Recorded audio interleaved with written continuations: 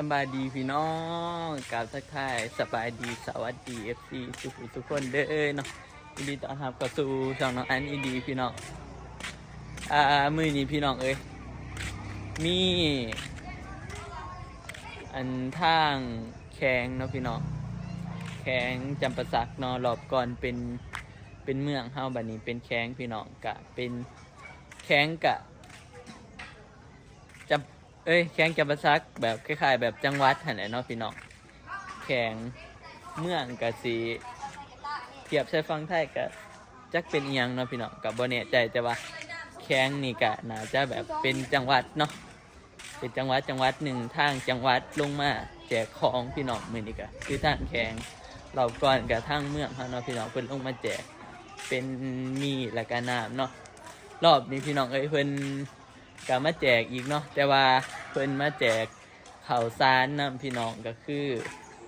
ข้าวสารข้าวเปลือกนี่สิแบบอันนั้นเนาะพี่น้องย่านว่าแบบชาวบ้านเขาบ้านยังหั่นนะพี่น้องย่านมันแบบเสียหายเนาะน้ำท่วมแล้วเพิ่นก็เลยมาแจกข้าวเปลือกแบบเป็นข้าวปลูกนี่ก็บ่แน่ใจเนาะพี่น้องเพิ่นมาแจกให้เนาะมีข้าวเปลือกข้าวสารแล้วก็มีน้ำดื่มเนาะแล้วก็น่าจะมีน้ำพี่น้องตอนนี้เพิ่นก็กำลังแจกอยู่พี่น้องรู้สึกว่าคนมาหลายเนาะรอบนี้เพิ่นมาแจกหลายนะรอบนี้แจกหลายกว่ารอบก่อนเนาะพี่น้องคนก็มาหลายคนหลายแห้งพี่น้องคนบ้านเฮามาเบิดบ้านให้แล้วเนาะเดี๋ยวสิพาพี่น้องไปเบิ่งเนาะพี่น้องเพิ่นมาแจกนาคามนำเนาะพี่น้องแจกวุ้2 บาทเลยแหละเพิ่นมานาคามก่อนเนาะแล้วตอนนี้เพิ่นก็เอาของมาบ้านเฮาคนก็ทยอยเอาของเมื่อนำเนี่ยเลยพี่น้องข้าวสารเนาะเป็นข้าวสารข้าวเปลือกแล้วก็น้ำดื่มแล้วก็เป็นพวกอันมีเนาะเป็นมาแจกพี่น้องป้าเดี๋ยวสิพาพี่น้องไปเบิ่งคนหลายบ๊อบบี้ก็มาเอาเนาะพี่น้องแต่บ๊อบบี้ก็อยู่เทิงพุ่นล่ะ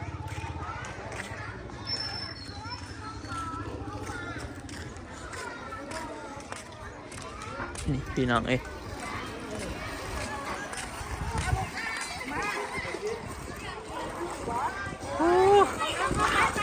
ได้กระสอบใหญ่แต่กระสอบเงี้ยงนี่ประคัด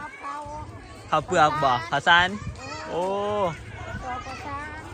กระสอบข้าวสารพี่น้องเดี๋ยวสิพาเบิ่งบรรยากาศการแจกของเนาะพี่น้องคนหลายพากันอันเนาะเป็นพากันขี่รถมาเอาของแจกกันนะโอ้ระวังตกได้นี่เด็กหน่อยก็ร้ายพี่น้องเต็มอยู่พาพี่น้องไปเบิ่งสิพาพี่น้องย่างขึ้นทางนั้นเนาะทางนี้เพิ่นคนนั่งหลายพี่น้องเป็นแจกของอยู่เทิงพุ่นแล้วพี่น้อง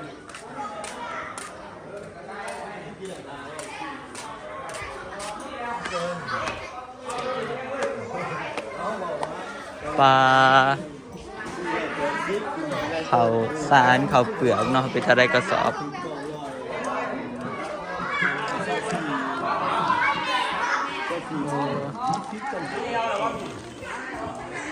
โอ้เป็นติดเนาะพี่น้องเป็นไฮแล้วก็ติดเป็นกระสอบนี่ไปเนี่ยบ๊อบบี้ได้แล้วเพิ่งปลามันบ่เหี่ยวบ่มันสิบ่เหี่ยวบ่เหี่ยวแล้วกูนี่เอาใส่ใหม่ปลาข้าวสารกับข้าวเปลือกบ่ข้าวสารกับเนี่ยข้าวเปลือกห้องไปบ้านโอ้เพิ่นมาอันนี้ได้พี่น้องเพิ่นเอามาให้บ้านเด้เพราะว่าน้ำท่วมเด้เพิ่นย่านเฮาบ้านอันนั้นไปแล้วก็บ่ฮู้ว่าสิได้หลายหรือได้น้อยเนาะพี่น้องเพิ่นก็เฉลี่ยให้มันพอคนในหมู่บ้านแต่ข้าวสารนี่ได้หลายเนาะโอ้ได้หลายเติบเดี๋ยวข้าวสารนี่เบิ่งดิอีหยังใส่นะฮะน้ำก็มีเอาไปหาอันนั้นมาใส่จะเอาเมื่อก่อนเด้อเอาไปเอายังไปใส่ไปหาเบิ่นเอามาใส่เอาเนี่ยมันสิเหี่ยได้ เอาไว้ข้างๆอันนั้นดิข้างเสาตูดไป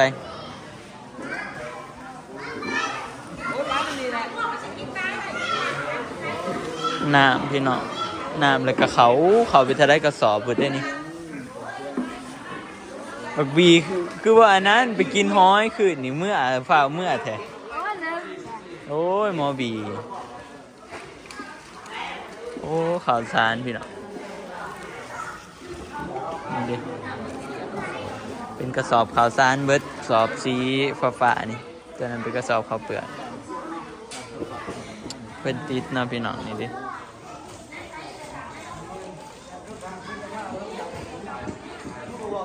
ติดเป็นกิโลเนาะ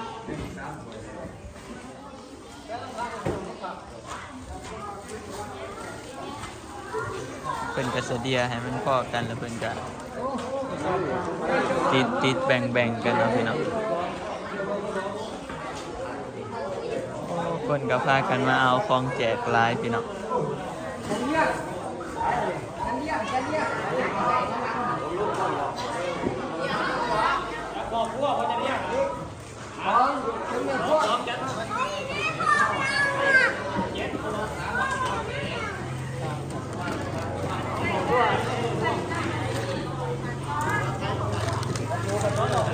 ดีพี่น้องติดเทละกระสอบติดแจกเทละเพื่อนเนาะหอบนี้แจกลายก็หอบก่อนพี่น้อง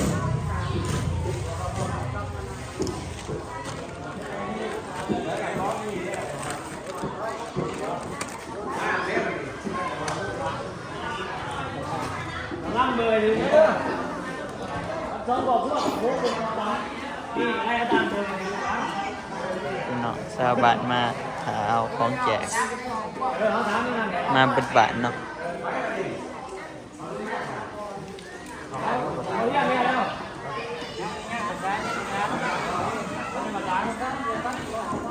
เราแปดทุ่มมันหมด8 ทุ่มกันนี่ถือว่าไว้ตื่นเลย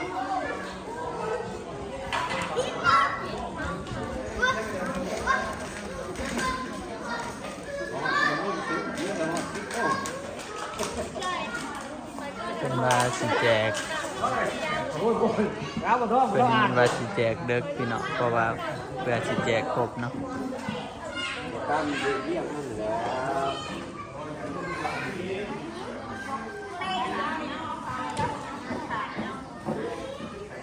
พี่น้องคนลายก็ตัดเนาะสร้างต่างๆเนาะ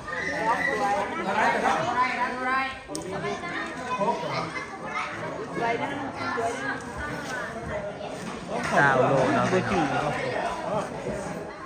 ข่าวสารโล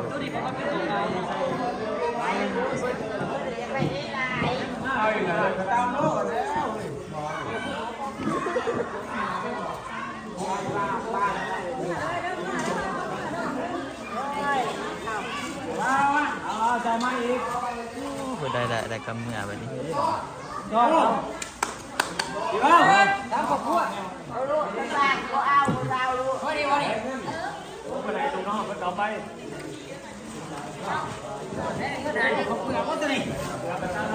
ข้าวเจ้านั่นจ้ะเนาะมีเงินค่านั่นนำเลยพี่น้องจ่ายเงินค่าขนส่งเนาะเอาของขามมานี่ก็เพื่อเสียมาได้เพิ่นกันเก็บเงินคนละเดือนละ5,000 กีบเนาะเก็บเป็นค่าขามนะพี่น้องค่าเอาของขามมานี่ก็เสียค่าเพื่อเนาะเพิ่นก็เลยต้องได้เก็บ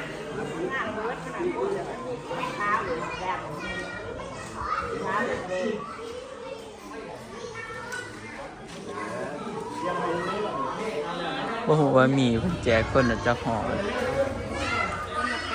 คนละ8มีคนละ8ห่อเพื่อนละ8ห่อโอ้หลายกว่าหอบก่อนโอ้มีปลาป๋องนำเนาะปลาป๋องคนละ3เพื่อนละ3ป๋องพี่น้อง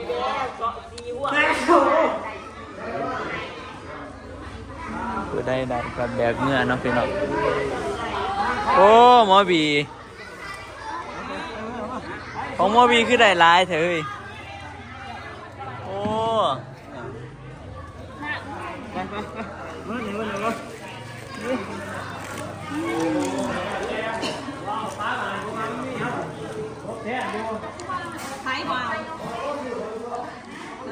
พี่น้องเพื่อสิแจกครบเนาะตักเทละคู่เทละคู่เพื่อสิครบนี่ก็ยานดนเตะอยู่พี่น้องยานสีคำ เปลี่ยน ๆ แล้ ก็ ว จะ เปลี่ยนเด้อ2 โลเพิ่นเอาข้าวปลูกเด้อ เปียกเอาเด้อ เอาข้าวสารให้เราไผจะเปลี่ยนแล้วข้าวปลูกกัน เอา เปียกข้าวสาร เราห่วงแล้วเราบ่มีเราเห็นนะไปนี่ข้าวสารก็เปลี่ยนเรา2 โล เปลี่ยนเขากันก็ได้เนาะพี่น้อง คอยเสียเอาน้ำเล่า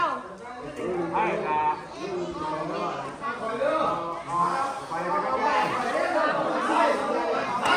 เอาข้าวสารไปเปลี่ยนเอาเพื่อนเอา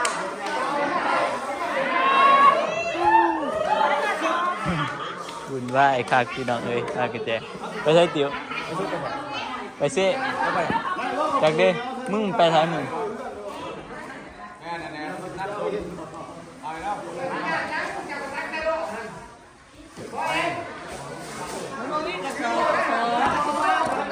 แจกก็คือไก่สีครบเลยพี่น้อง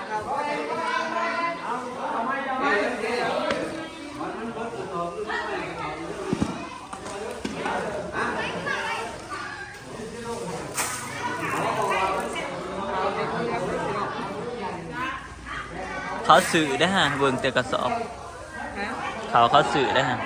เขาสูบมันเหลือง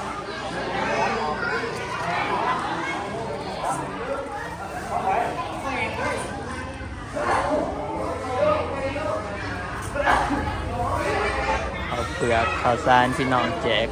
ครบรอบนี้มีปลากระป๋องมีน้ำเนาะ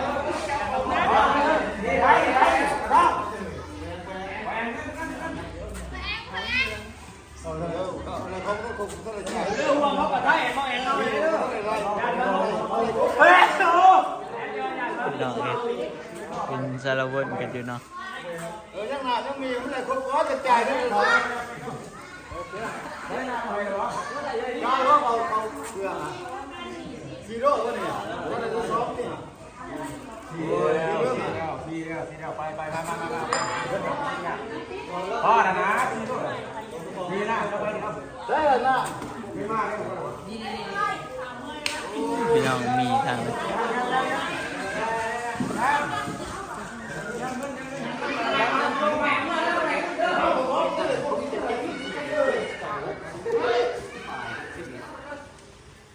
ฮะ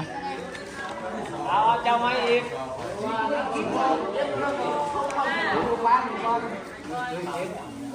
เป็นโมมาถามด้วยเด้อกินหนูกินไม่กล้าไม่กล้าเอาไอ้ไม่กล้าไม่กล้า เพื่อสิแจกแล้วก็พูดแหละพี่น้องแรงๆพูดแหละเนาะอันนี้ก็พามาเบิ่งบรรยากาศการแจกของพี่น้อง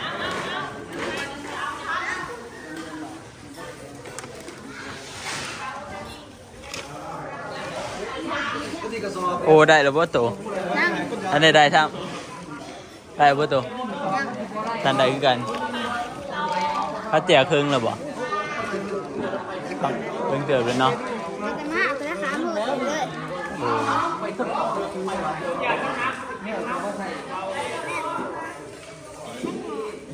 มีแบบ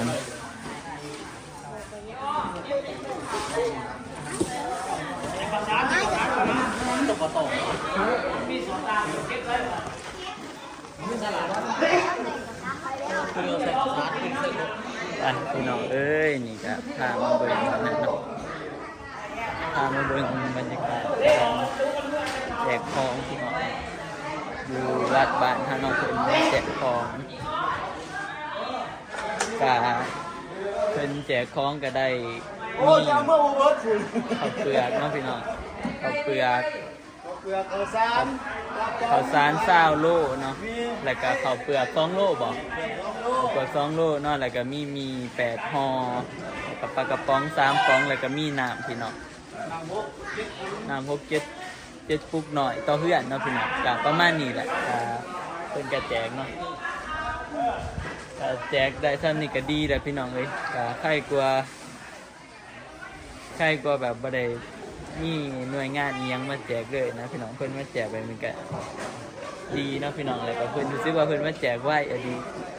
น้ำบกมือหนึ่งทางเมืองมาแจกเนาะบรรยากาศมีที่2กับทางแข้งมาแจกถือว่ามาไหวพี่น้องมาไหวตั้งใจขนาดไปพี่น้องเอ้ยแต่ก็สำหรับคลิปนี้ก็สิได้จบเพียงสำนี้แล้วเด้อเนาะก็พามาเบิ่งบรรยากาศเป็นแจกของอยู่วัดป่านเฮาเนาะแจกของแจกเป็นพวกของกินของอยากเขาเนาะพี่น้องหลังจากน้ำลดไปแล้วเนาะหลังจากน้ำลดไปแล้ว1 มื้อพี่น้องลดมื้อวานนี่มื้อนี้มื้อก่อนเพิ่นก็มาแจกมื้อนี้ก็มาแจกอีกเนาะไปพี่น้องเดี๋ยวเอาไว้พอกันใหม่คลิปหน้าเด้อสำหรับคลิปนี้ก็ขอบคุณขอบใจ FC เบ่สุขทุกคนพี่น้องที่มาติดตามรับชมเนาะงั้นขอตัวลาไปก่อนเด้อฝากกดไลค์กดแชร์กดติดตามเพื่อเป็นกำลังใจให้งานเนี่ยพี่น้องพบกันใหม่คลิปหน้าบ๊ายบาย